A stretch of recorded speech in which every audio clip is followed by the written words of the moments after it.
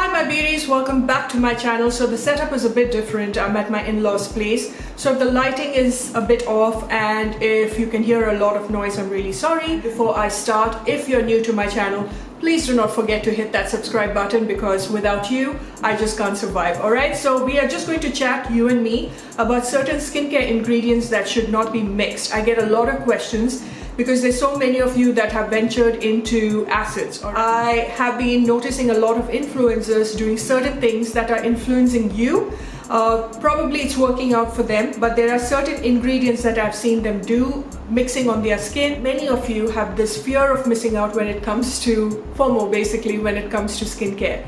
You just don't need AHAs and BHAs if you are a teenager, as well as up till the age of 25. I think after 25 you can slowly introduce, AHAs and BHAs, but up till that I think 20 to 25 vitamin C is more than enough, and a hyaluronic acid if you feel that your skin is dehydrated. As a teenager up till your early 20s, the only thing that I would request you, time and again I have said this, that you need to incorporate sunscreen. 50 when you step out, 30 when you're indoors. So in my previous video I explained about AHAs. Here I go again. Alpha hydroxy acids are basically like exfoliators. They come in the form of serums most of the times, and they are fantastic to rejuvenate the skin. So if you're using AHAs, they are mainly used for hyperpigmentation, to refine the skin, uneven skin tone, as well as acne scars. And AHAs are mainly used to promote collagen and blood flow. So that is excellent because after the age of 30, that's exactly what you lack. So an AHA really kickstarts that lazy skin. So many AHAs come in the form of citric acids, which are fruit derived, and then there is lactic acids.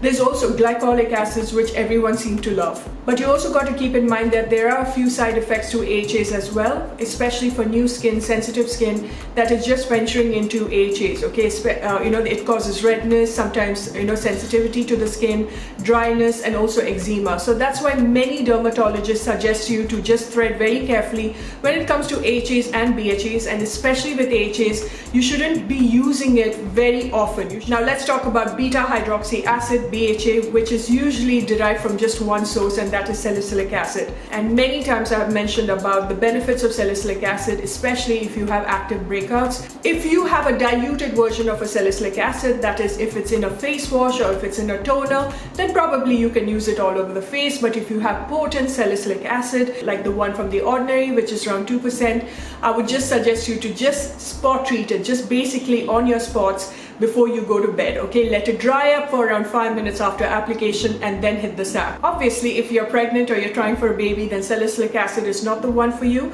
Now let's get starting with ingredients that you should not mix. Alright beauties, the first thing that you should not mix is vitamin C and AHAs and BHAs. Now vitamin C is an acid by itself, and mixing it with an AHA or a BHA is a huge blunder. I've seen a lot of people on social media apply vitamin C at night and then they apply their glycolic toner before that, niacinamide after that, and it's such a big mistake, you guys. What happens is the vitamin C potency completely reduces when you mix it with any other acid. Vitamin C is a very unstable ingredient, so layering another acid on top of that just decreases the benefit. In fact, it kills the benefits of it. So you're completely wasting a product on your face. My dermatologist suggested me to start vitamin C in the morning, and it has been a game changer for me. So after my face wash, which is the 60-second face wash, which a lot of you have fallen in love with, has seen a difference right after that. I apply my hyaluronic acid, I wait for around 5 minutes, then I apply my vitamin C, wait for around 5 to 6 minutes, and then I apply sunscreen. This is a very important ritual. When you apply vitamin C, you need a sunscreen to follow it up. The thing about hyaluronic acid is it's very compatible with vitamin C. It just brings out the benefit even better, and that is why you see so many skincare brands like Neemly or Suganda, introducing hyaluronic and vitamin C together in their little bottle. So sticking on with the vitamin C ingredient, and that brings me to point number 2. The two ingredients that you definitely should not mix is vitamin C and retinol. Now I know a lot of you are curious about retinol. I've seen so many people already venturing into retinol, and retinol is such an ingredient that only if it's necessary for your skin, then you venture into it. I know so many women who are 35 plus and who has still not touched retinol, and hey, they're fine, okay? So anyone who's venturing out into retinol because they have that fear of missing out, because it's such a trend right now, guys, you really don't need it, especially if you're below 30s. It's a big crime to your skin, because retinol, yes, it's a beautiful ingredient that really refines the skin like no other, okay? Especially if you have rough lines, you have fine lines, wrinkles, it's fantastic. So that is why you see its full potential if you have damaged skin. And combining vitamin C and retinol together, it's a recipe for disaster, because it increases dryness, redness, and it makes your skin super sensitive. So that means you're taking your skin to a level where it burns completely under the sun, as well as UV damage. So if you're introducing retinol, make sure it's retinol at night and vitamin C in the morning. The third ingredient which you should not mix, and is a complete no-no, is glycolic acid and salicylic acid. And I see a lot of people use glycolic toner right after the face wash and then take salicylic acid, put it all over the face, and it just makes my heart really sink, okay? Because with salicylic, I would like to just spot treat it. I'm talking about if I have aggressive, severe acne, then you can apply salicylic, and the moment all your acne breakouts are completely dried out and it leaves a mark like a scar, then you can introduce glycolic toner, okay? So do not put that together. Both the ingredients work towards, removing dead skin cells,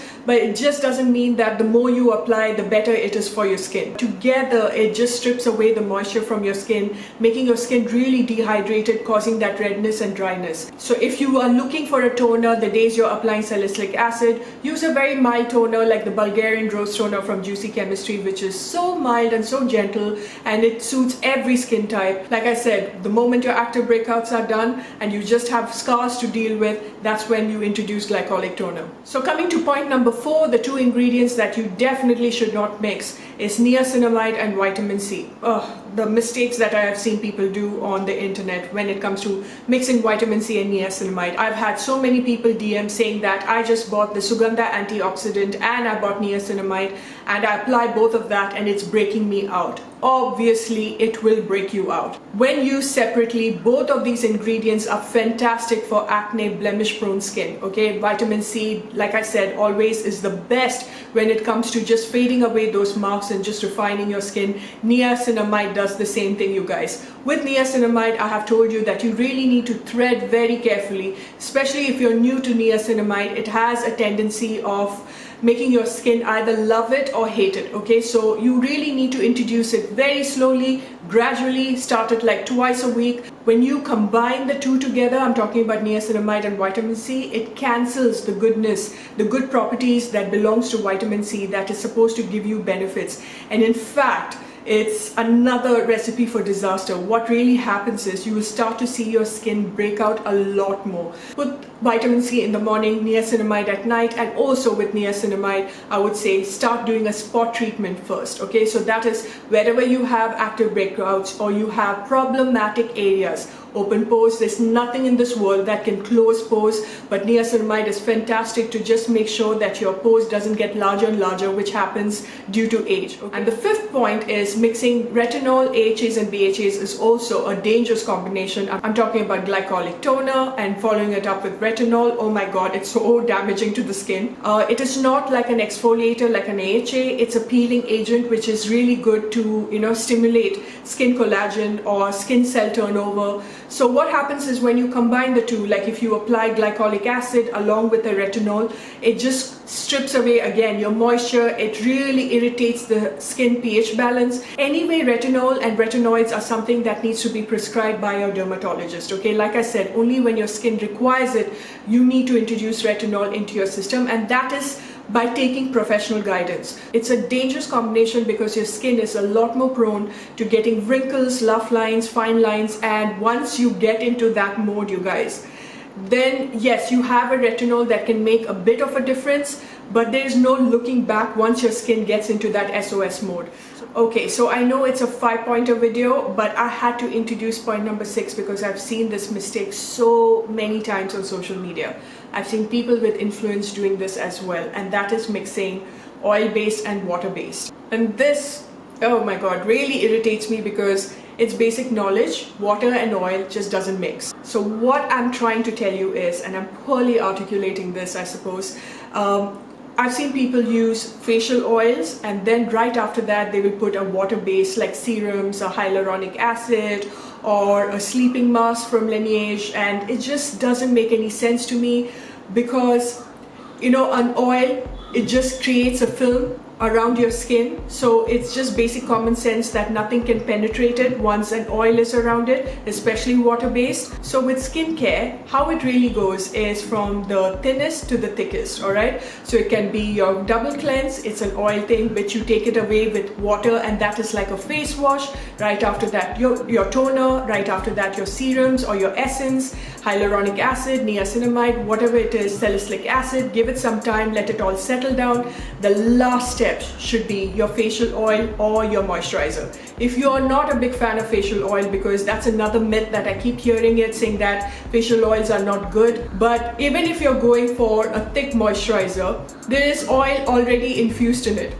Give it about 10 minutes for all that serums and the water-based creams or moisturizer that you have to settle in, and then use your facial oil. I'm just so surprised when I see people doing this, and I'm talking about people that has got a potential following. I mean, it's just basic common sense, it's no rocket science. So that is why I thought I would make this as my last point, okay? And I hope you really enjoyed watching this video, you guys. Let me know in the comment section what you thought of it. You need any clarifications, please leave it in the comment section. Keep your morning skincare very simple. Keep your night skincare also extremely simple. You don't need to keep layering. See exactly what your skin needs and then go for it. You don't need to buy everything. And I shall see you in my next, and until later, bye for now.